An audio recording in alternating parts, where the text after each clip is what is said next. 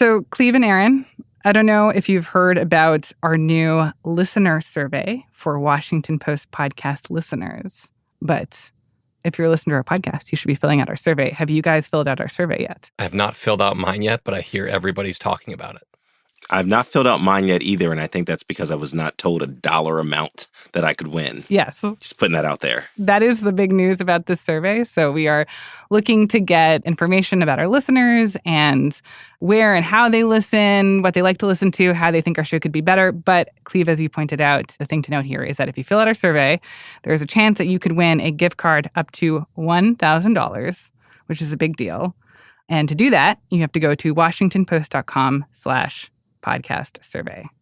Tell me the link again. washingtonpost.com/survey. No. Oh, you got it wrong. Oh. washingtonpost.com/podcast survey. Aaron wins. Yay. The $1,000. Oh, yes, I could use that. That's good.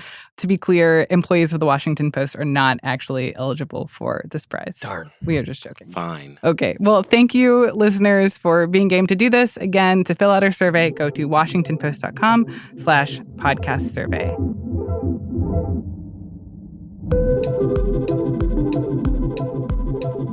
Welcome to the campaign moment on this Friday, May 3rd.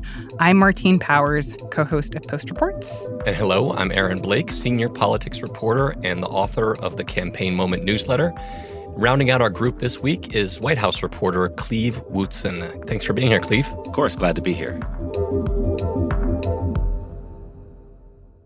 So, Aaron, tell me, what are we talking about today? Well, the story that I think has really broken through this week is the campus protests that are taking place and what that says about the Democratic coalition and how this could potentially be an issue for President Biden in his reelection campaign. So we're going to dive into that. I know we're also going to talk about some continued news on the Trump vice president front, especially some news about Kristi Noem. And also we'll touch on this week in the Trump trials. So with that, Cleve, I was hoping you could start by talking about what you're seeing when it comes to Biden and his approach to the campus protests. I mean, his approach was as official as it can get, right? He spoke this week from the White House, from the Roosevelt Room, basically telling protesters to knock it off, right? That the things the protesters are doing, like stopping people from going to class or going to commencement or destroying property, they're not protected forms of speech. Let's take a listen. So let me be clear. Peaceful protest in America. Violent protest is not protected. Peaceful protest is. It's against the law when violence occurs. Destroying property is not a peaceful protest. It's against the law. Vandalism, trespassing, breaking windows, shutting down campuses, forcing the cancellation of classes and graduations. None of this is a peaceful protest. Threatening people, intimidating people, instilling fear in people is not a peaceful protest. It's against the law. What's really interesting to me is that the statement from Biden on Thursday was pretty strong, but it took him a while to get there. He didn't seem to want to touch this issue. But what we saw was the scenes at Columbia University, UCLA. They really kind of applied pressure. And so we saw kind of a growing chorus of Democrats coming out and saying very strong things about this, basically saying that there should be harsh punishments for these protesters that went too far. And eventually, Biden, who had just wanted to basically kind of say that anti-Semitism is bad and protests should be peaceful and wanted to leave it at that, was kind of compelled to get more involved in what is a very tense situation that I think in a lot of ways called out for presidential leadership. And now at least we have a little bit more of a sense for where he's coming from on these issues. Exactly how people respond to that is another matter, of course. One of the things that some Democrats and definitely protesters have criticized Biden about is not showing enough empathy or sympathy for folks in Gaza who are on the verge of famine, who are suffering. And, now on the other end of it, I don't know that he's going into the main meat of that sort of argument as much as he is saying these actions that protesters are doing are wrong. He doesn't get into why the protesters feel that way. I would also add that one of the things that I pay really close attention to are the questions that Biden chooses to answer after the prepared remarks. The prepared remarks can be kind of predictable. They've been run through the ringer. A bunch of people have looked at them, but then reporters shout questions at Biden. And one of the questions that reporters shouted was, is this going to lead to any actual policy change? Mr. President, have the protests forced you to reconsider any of the policies with regard to the region? No. I think, what is the purpose of a protest, right? The purpose of a protest is to change things, to have an impact, to get the attention of powerful people when you feel like you can't get their attention through regular means. And so the fact that Biden is just like, I've seen this, I've seen protesters protesting, I've seen the outcry from other Democrats and all of that stuff, but they're still going to stay the course, I think is just a very sort of telling moment that things are not going to change and that we're going to see the ramifications of staying the course sort of play out maybe even over the summer and into the fall. But I think one of the things that makes this so awkward for Democrats is how animated Republicans are about this. The fact that you had Speaker Mike Johnson going to Columbia last week, like calling directly for the president of Columbia to resign. This is like what is leading Fox News is the crazy liberal young people like running around, taking over buildings, like setting up their tent camps. It's made it really dicey for Democrats to weigh into this because I think that they don't want to look like they're aligned with Republicans and how they're responding to these protests, but at the same time, like understanding how much this is a motivating issue for Democrat voters. And it's complicated. And with a voting group that is already softening for Biden, with these young voters that already are casting increasingly wary eye on Democrats, to sort of side with the people that are arresting them and kicking them out of these buildings and shutting down their tent encampments, I can't believe that will do any favors for them come November. It's really interesting to me. And one of the kind of benefits of figuring out who Joe Biden is as a politician is there's lots of stuff to draw on. This is a man who's been in office for many decades now. And what we've seen over the course of those decades is that not only is Joe Biden a very pro-Israel politician and has been for a very long time, that certainly came out shortly after October 7th, but he's also been somebody who's taken a pretty skeptical view of these kinds of protests, dating back to the Vietnam War, certainly. And I think that kind of colors all of this as well. This is a guy who isn't necessarily of that counterculture in a lot of ways. And so it creates sensitivities where maybe he didn't want to speak out. He didn't want to come out and look like he was taking the side of, the university officials and siding against these students because he's not really on the same page with those constituencies. And so it's an issue where it's an easy call for Republicans to say what they're saying about this. It's very easy for Mike Johnson to go to Columbia University and say what he did. But if you're a Democrat, and especially if you're President Biden with the history that I mentioned, it's a lot more difficult to say things that aren't going to anger the half of your party that sides more with Israel or anger the side of your party that sides more with the Palestinians. And so I think that's why we saw a lot of caution from him. But eventually you have to say something when this is such a major issue and you're the president of the United States. I actually don't know anything at all about Biden's history when it comes to the Vietnam War and was he part of the protests? Was he against the protests? What are you referring to there? He had a very colorful word for those protesters that we can't say on this family podcast. Really? It started with an A at one point. But I think that kind of speaks to that he is kind of an old school establishment Democratic politician. He's not from the Bernie Sanders era of the Democratic Party. He's not even from the kind of anti-Iraq war iteration of the Democratic Party, the politicians that kind of came of age in that era 2 decades ago.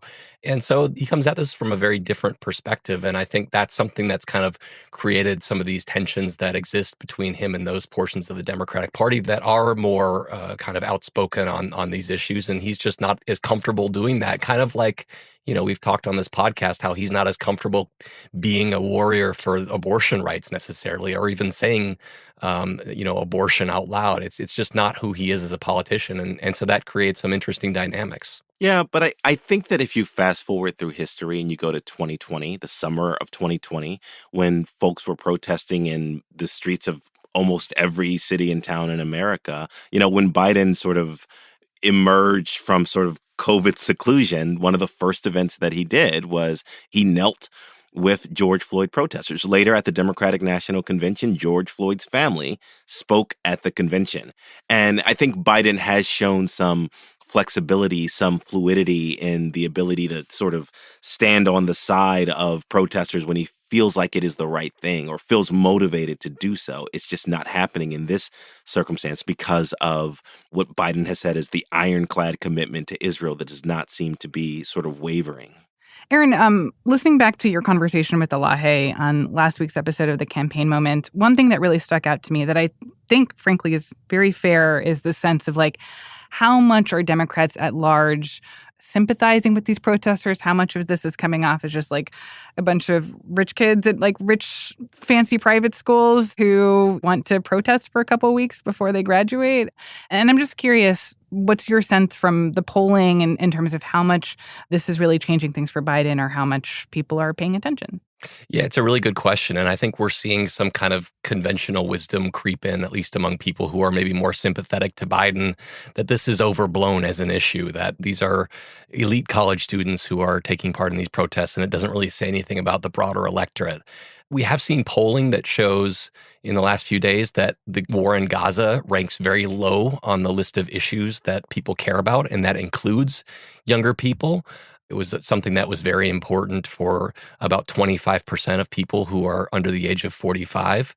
I think that's true, but I also think it's worth acknowledging that it's not so much that this is a big issue for like 100% of young people.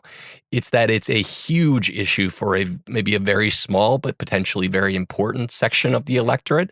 And that portion of the electorate is one that Biden has really struggled with. His struggles with young people predated the war in Gaza, but it's just kind of another check of the box potentially against him if he doesn't get it right on this issue as far as those voters are concerned. In some recent conversations with voters, I would agree that Gaza, the Middle East may not be their top issue. But I have talked with several voters over the last couple of weeks who've made this sort of nuanced argument that, you know, we can't afford to invest in American communities. We can't afford to invest in Black or other minority communities, but we are able to find billions of dollars to send across the ocean for a war that they don't necessarily believe in. I shouldn't quote Tupac, but like money for wars but can't feed the poor. I think relevant to how people something feel. That one voter told me. So I would agree that it's not a lot of people's top line, most important issues, but I think it also is sort of intermingled with sort of the other issues, the other grievances they may have against Biden. Interesting. Well, I have another are people paying attention to this question? But for the other candidate in this race, which is Trump, who continues to be on trial, I believe this week were days 9, 10, and 11 of his trial in New York for falsifying business documents. And now that we are kind of in the middle of this trial, as things are playing out, we heard from the former publisher of the National Enquirer last week. This week, we heard from Stormy Daniels' attorney. Aaron, what is your sense of how much this continues to be on the radar of regular Americans? I don't know that it's penetrated yet. I think it still may, but these trials take a long time. And since we had David Pecker, the former National Enquirer executive, testifying last week, the testimony has been a little bit drier and more kind of incremental. We haven't seen Michael Cohen testify, for instance. We haven't seen Stormy Daniels testify. There was a poll that was conducted over the course of the first few days of the trial that showed less than half of people were closely following this trial. Only 15% were very closely following it. Independents were even less likely to be following it. So I think it's less a matter of people are hanging on every word that's uttered in this courtroom where we can't see the cameras aren't documenting things, so it's harder to follow. I think it's going to be kind of a culmination of the weeks and when we start to get to more significant testimony. And then, of course, the verdict, which will be a very significant thing as well. And Cleve, what is your sense of how much the Biden campaign is paying attention to this trial or how they're navigating how to talk about it? Yeah, I have no doubt that they're paying really close attention, but whether they're trying to draw additional attention, I think is sort of the big question. They're being very coy. For most of Biden's history, he's tried to be an above-the-fray politician, but there is a little bit of evidence that they're sort of going a little bit more, just a tiny bit more into Trump's travails in New York. But it's very small things. There's like a couple jokes at the relatively lighthearted White House Correspondents' Dinner. I had a great stretch since the State of the Union, but Donald has had a few tough days lately. You might call it stormy weather. The campaign will put out, things that say Trump is having a stormy time of it at the moment, or will say tongue-in-cheek that Trump has not held a campaign event for the last 2 or 3 days, and we all kind of know why that is. It is an attempt by them to sort of let Trump take the hits that come from a trial without Biden or Harris or whatever having to make those hits, to make those jabs, to just kind of let it play out. It's inflicting damage on its own. Just let it play out. Whether that tactic remains the same, whether Biden will sort of jab a little harder as time goes on, remains to be seen. But now it's just these sort of asides that insiders look at and they're like, oh, that's an allusion to the trial. Mm-hmm. One of the big questions looming around this trial has been around the gag order. The judge in this case, Judge Juan Merchan, has been pretty concerned of Trump talking out of turn about individuals who are connected with this case, and his concerns have continued. Aaron, can you talk a little bit about the status of this gag order at this point? Yeah, so the judge found Trump in contempt of court for violating the gag order on 9 occasions. Each fine was $1,000. That's the maximum that you can fine somebody. It's not the first time that Trump has violated gag order. He also did so on 2 occasions in his civil fraud case. He potentially did so in another case as well, though he wasn't sanctioned for it. I think what's really interesting here is that we saw the judge in this case, Juan Merchan, issue the strongest threat to date of putting Trump in jail. Merchan said that he's only able to fine Trump $1,000 legally. But that may not be enough because that's a very small amount of money for Donald Trump. And he said, quote, because the court is not cloaked with such discretion, jail may be a necessary punishment. Basically saying if Trump keeps doing this, that might be my only recourse because these fines are not going to do the job. And so it brings up a very kind of longstanding question about Trump's conduct in these cases of would a judge actually do this? I think the conventional wisdom has been that they won't because this would be a very shocking thing to do to lock up a presidential candidate.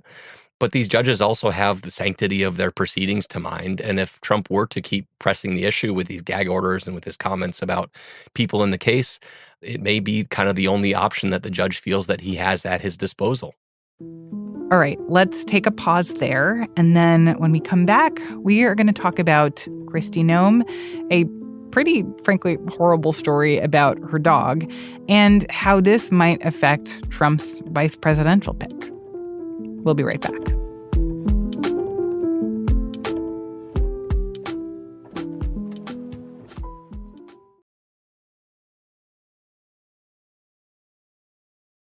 So we wanted to spend some time this week talking about Trump's potential vice presidential picks, given the fact that we're nearing the time where he's expected to make that choice. But one piece of news that I don't think anyone expected that affects all of this came from Kristi Noem. Noem is, of course, the governor of South Dakota. She has a forthcoming memoir coming out soon. The Guardian was able to get an early copy of that memoir in which she tells this anecdote about her dog and basically killing her dog. Aaron, can you describe a little bit about what happened here?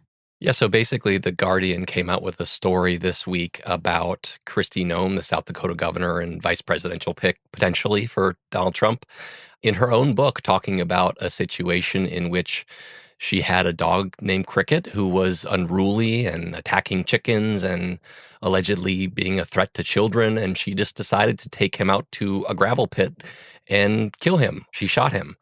It's a pretty remarkable kind of moment. You know, the Trump era has included many remarkable moments, but a potential vice presidential pick putting a story like this in a book that they publish on their own certainly ranks up pretty high there. Which, of course, begs the question of, like, why? Why would she put this anecdote in her book? And I think that actually is a good question worth exploring of what she thinks this anecdote says about her, or why, in her eyes, it was something positive to kind of brag about.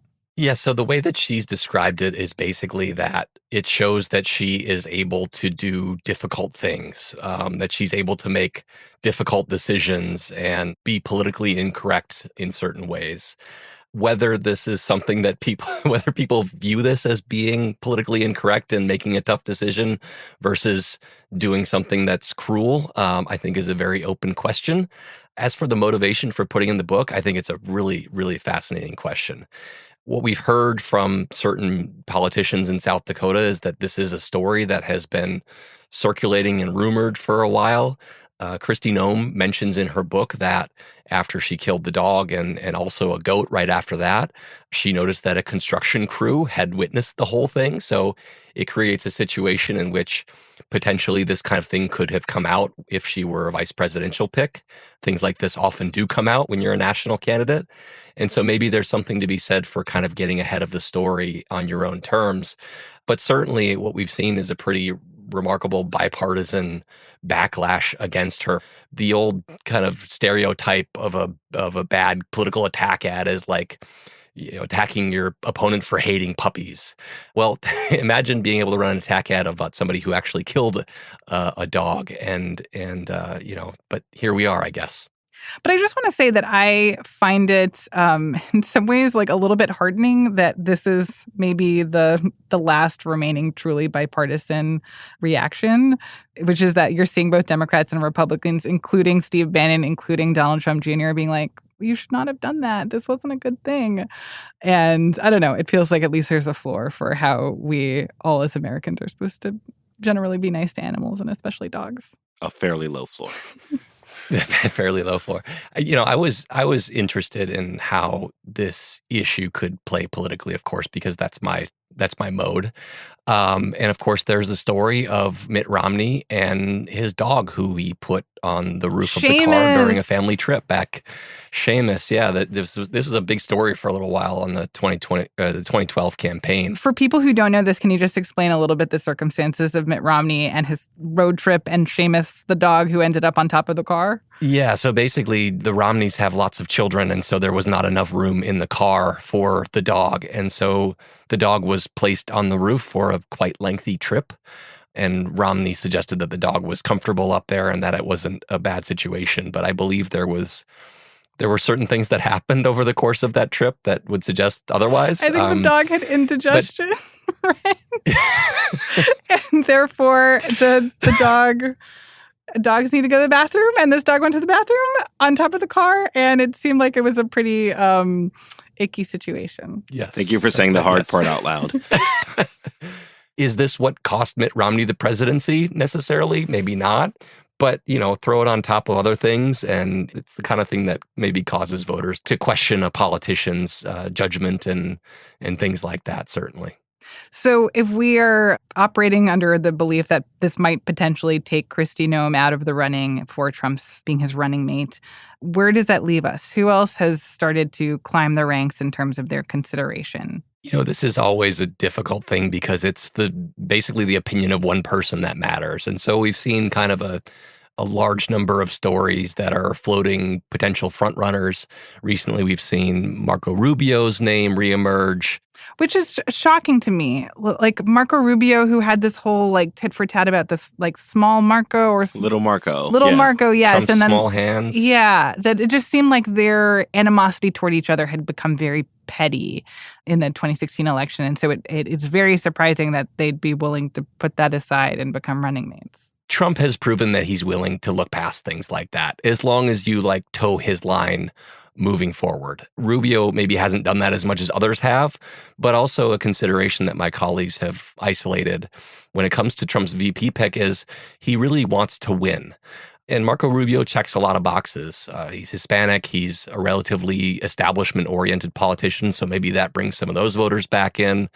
there is a very big issue here in that it's Marco Rubio's residency. They both live in Florida, and one of them would have to establish residency elsewhere if they want to get Florida's electoral votes, which Republicans will very likely need to win the presidency. So you create a situation where like either Trump has to establish residency back in New Jersey or New York, or an incumbent senator from Florida has to establish residency somewhere else, which is maybe a problem given that he represents Florida. And so this is kind of an X factor that also needs to be considered here. I don't know that Marco Rubio is necessarily a huge contender for Trump's VP, but that does seem to be one that people are suddenly focusing on again. Cleve, who do you have your eye on in terms of potential VP picks? I was interested in the rumors about J.D. Vance, actually, considering his book, which, his criticism of Trumpism, and then that sort of about face that came where he was ultimately endorsed by Trump. It just seems like there's multifaceted and nuanced as well. Well, going into this coming week, I'm curious for both of you, what do you guys have your eye on? What are you looking out for in terms of what could be the next campaign moment? I think the big one next week is what's going to take place in the House, where Marjorie Taylor Greene insists that she is going to press forward with her motion to vacate against House Speaker Mike Johnson. So just a really interesting moment in the Republican Party's evolution where they're concerned about how this is going to impact the 2024 election, and they'd rather not be fighting with each other at this point. But of course, one member can force that issue and cause them to fight with each other, and she's proven that she's very happy to do that. We will see over the next week Joe Biden, Kamala Harris, and other people in the administration begin to fan out to college campuses for commencement exercises and commencement speeches. And I'm really interested in seeing what happens, whether these colleges or students show deference to the president or to the administration or whatever, or if they seize on this moment to protest in a bigger way that has a much larger platform, and how Biden reacts to that and just all that comes out of that. So we will keep our eye on that. Listen, thank you guys so much for being here today. Cleve, it was a pleasure having you on. Sure thing. And Aaron, I will see you next week. Thank you. And don't forget to subscribe to the Campaign Moment newsletter. You can find a link in our show notes. Aaron Blake is a senior political reporter and author of the Campaign Moment newsletter. Cleve Wootson is a White House reporter for The Post. That is it for this week's episode of The Campaign Moment. If you're tuning in via Post Reports, we'll keep bringing you these conversations on most Fridays, but you'll also be able to hear more from Aaron and our other colleagues by also following the Campaign Moment show feed itself. That is where we'll be dropping extra episodes as campaign news picks up. Be sure to look that up wherever you are listening to this podcast. Today's episode was produced and mixed by Ted Muldoon. It was edited by Renita Jablonski and Mary Jo Murphy. Our team also includes Maggie Penman, Rena Flores, Monica Campbell, Alana Gordon, Ariel Plotnick, Bishop Sand, Rennie Svirnovsky, Sabby Robinson, Emma Talkoff, Sean Carter, Peter Bresnan, Allison Michaels, and Elahe Izadi. I'm Martine Powers. Have a great weekend, and we'll be back soon.